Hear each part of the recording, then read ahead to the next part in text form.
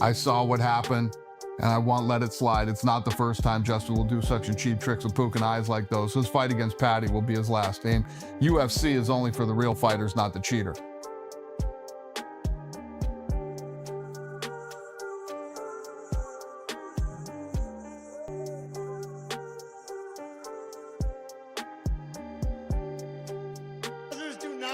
That Scalzer does not get knocked out. Hold on. My God.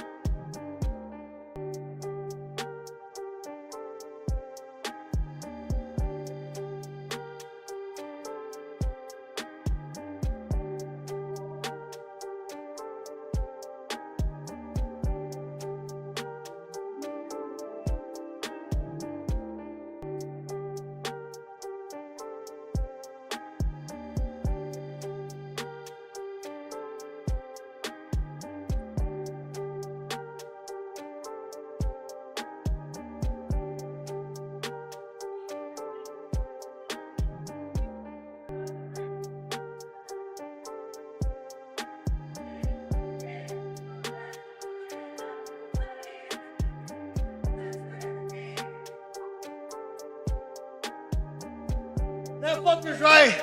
Scousers do not get knocked out. That Scouser does not get knocked out. I'm a Scouser. We don't get knocked out. We don't get knocked out. I take that all day. Hold on. My God. What a fucking gangster.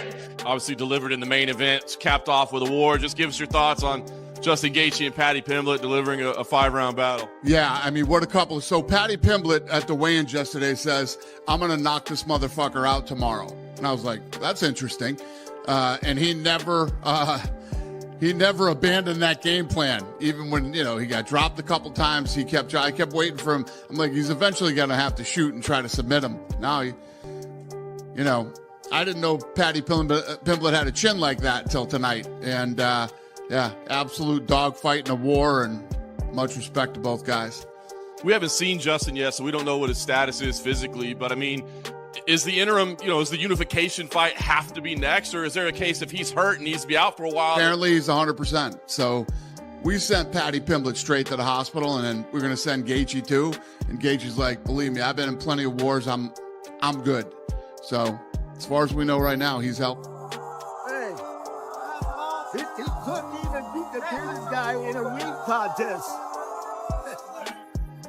When the fight between Paddy Pimblett and Justin Gaethje finally ended, everyone started comparing what actually happened to what people predicted before the fight. Before the cage doors shut, experts were divided. Some believed in Paddy's wild style and creativity, while others trusted Justin's discipline and power. That difference in fighting styles is what made the reaction afterwards so intense and divided, even more than people expected. You saw him do it to Michael Chandler.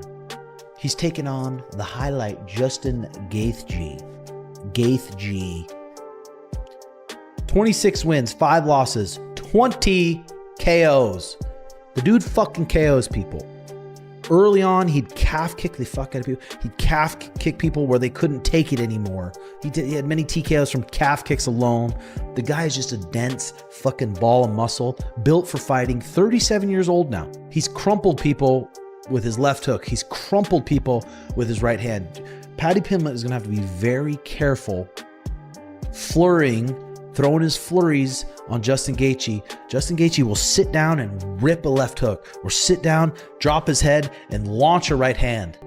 That's Justin Gaethje's ways to win. He could KO Paddy. Tim Welch's analysis felt very accurate afterward, almost like he had predicted the future. He warned that Justin Gaethje does not need to throw a lot of strikes to change a fight. He only needs the right moments. His calf kicks and strong counters were not meant to look flashy, but to force mistakes from his opponent. Every time Paddy rushed forward swinging, the danger became very clear. Tim also said this fight was never an easy pick for either fighter. The longer the fight lasted, the more unpredictable it could become, and chaos is where Paddy Pimblett performs best. In those messy moments, scrambles can turn into control, and control can wear an opponent down. That is why Tim leaned slightly toward Paddy, but he never sounded fully confident in that pick. Justin Gaethje with the title around his waist, he earned it. Justin Gaethje's fought all these fucking monsters his whole goddamn career. Edson Barbosa, Donald Cerrone, Eddie Alvarez, Dustin Poirier, Khabib, Michael Chandler, Charles Oliveira, Fiziev twice, Dustin Poirier again, Max Holloway. Like, holy shit. He's fought the elite. So I'd love to see Justin Gaethje get it done. If I had to put, fuck, this is hard. If someone gave me $10,000 to bet with, and they said, hey, put it on who you think's going to win. God. I'm going to say 60-40. 60-40. 40% chance that Justin Gaethje knocks Paddy Pimblett out. Hits him on his chin. When Paddy Pimblett's flooring, hits him right on his fucking, hits him right on the scouser chin, bunk, gets dropped. 40% chance, I think. 60% chance this fight, Justin's not able to find him. It's a little bit, it's like a spastic, weird style. He's not able to find his chin. If Paddy Pimblett puts him on his back, it's going to be a long night for Justin Gaethje. When people started talking about legacy, the list of fighters Justin Gaethje has faced changed the entire mood of the conversation. Names like Dustin Poirier, Eddie Alvarez, Charles Oliveira, Max Holloway, and Khabib Nurmagomedov are not just opponents. They represent different eras of the sport. Surviving that level of competition earns respect before the fight even begins. That is why Justin was seen as a proven veteran rather than an unknown factor. Meanwhile, Paddy Pimblett represented youth, unpredictability, and risk. That is why many analysts kept saying Justin only needed one clean shot to change everything. But Paddy only needed one successful scramble to completely flip the fight in his favor. Will you be served with Pimblett? Maybe. Gaethje, experience, good striker. He's well-rounded everywhere. But he's got to use the assets of a smaller guy. We've seen it, where you got to box, you got to use your legs, you got to set traps. You know, he's got the capability of doing that. Outmaneuver, outflank Pimblett. You know, Pimblett, let me tell you, he has improved a lot over the last 2 years. He really has, bud. He has gotten better. He's gotten more. You could see he's come into his own. Confidence-wise, physically, he's in great shape. They usually all are. But he's improved. His striking has improved. He's a good wrestler, grappler. But he loves to strike. That's what's going to make this fight really interesting and good. They're both going to strike. I mean, for the most part, they're both going to strike. Teddy Atlas looked at the fight from a control perspective instead of chaos. He said Justin needed to use angles, movement, and patience rather than standing directly in front of Paddy. He also pointed out that Paddy has clearly improved over the last 2 years. He looks stronger, calmer, and more confident, even though he still enjoys trading punches in risky situations. Teddy leaned slightly toward Paddy, not because of hype, but because of momentum. He believed younger fighters who can adapt often show their growth in later rounds. He felt Paddy had more room to adjust during the fight, while still recognizing that every exchange with Justin carried serious danger. Might be served here, but I would go with the over on this because I think the over-under is like 2.5 rounds. How many? 2.5 rounds over minus 115. All right, listen. Again, we have a pretty good record here, but, you know, I mess up once in a while. Yeah, I do. That's why it's gambling. But I like the over. I like the over. I mean, if Gaethje fights the perfect fight, you never know. You never know. But I know who the judges are probably favoring. Oh, did I say that? I'm sorry. There shouldn't be anything about that. It should just be about what goes on in the cage or in the ring. But I can't help myself but think about things that I see.